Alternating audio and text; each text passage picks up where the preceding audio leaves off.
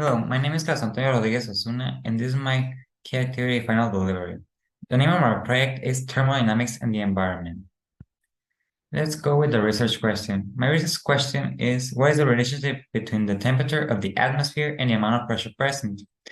I chose the topic of thermodynamics because I felt like it was a very interesting one, something that surrounds us every moment, even if we don't notice it.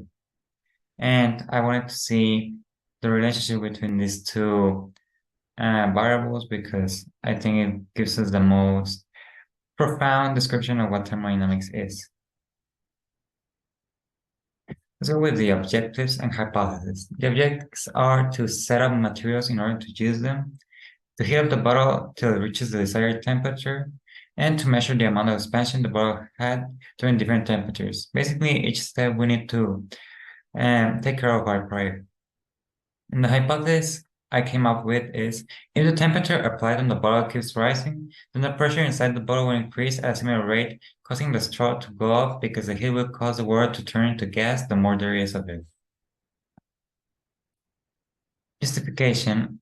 This is a justification of why this project is important and why it is useful. Scientifically, this project will help deepen my knowledge regarding the thermodynamics. The knowledge gained from this project can be useful in areas like agro-industrial engineering. From a sustainable aspect, the appearance of gases and pressure in the bottle is maybe a source of cleaner energy.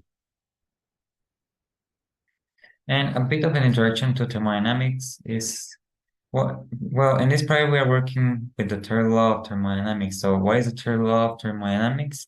It basically says that it is impossible for any procedure to lead to the isotherm T equals zero in a finite number of steps.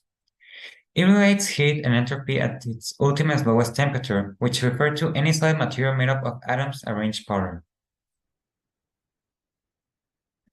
So let's go with the methodology. The independent variable is the temperature, and the dependent variable is the pressure.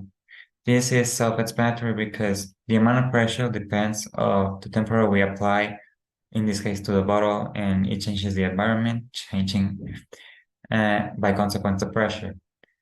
The materials we're going to use are one plastic bottle or container, approximately medium size, one straw, colored water for it to be easier to identify, clay, a lighter, a ruler, and a thermometer.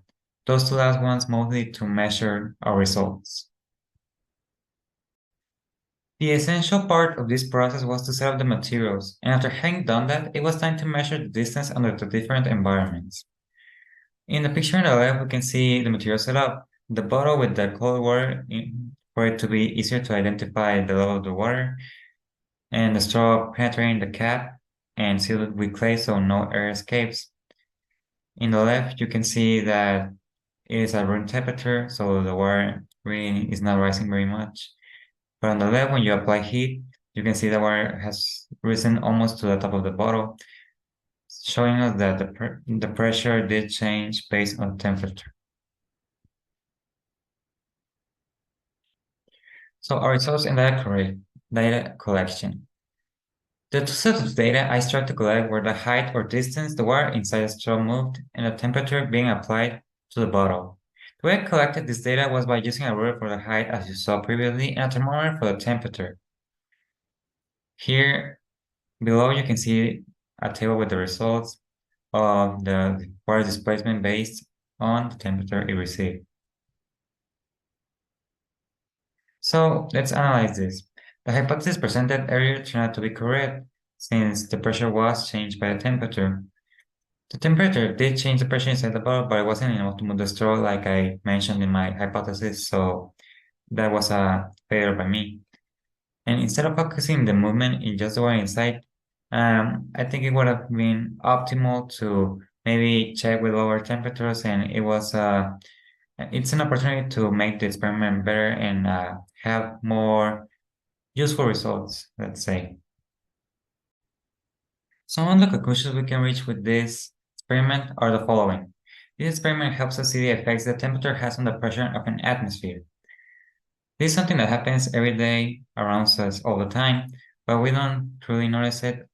And I think this experiment can help us see how it affects our day-to-day lives. We can also implement the effect in lower temperatures. Like I said before, there was a missed opportunity, and I think doing this with lower temperatures could help us demonstrate or investigate some of the theories proposed in the third law of thermodynamics, so I think it will be very useful. And the experiment was mostly a success because what was predicted to happen or mentioned that could happen in the hypothesis ended up happening, so I think it is a win in my opinion. Some of the limitations of this experiment are that the way to measure the amount of pressure will not be precise. And the atmospheric pressure over percent can be a negative factor. Temperature control gives a small margin of time because answer a critical question number one. What is the importance of the scientific method? Why is it use importance in science? It can give you a clear plan of action. It can help define the idea of your experiment for that. And it has all the necessary steps to create a good scientific discovery. Well, I plan to separate an experiment from a demonstration. I can understand better some of the phenomena that occur around me, and it relates to the subject because of the application of concepts.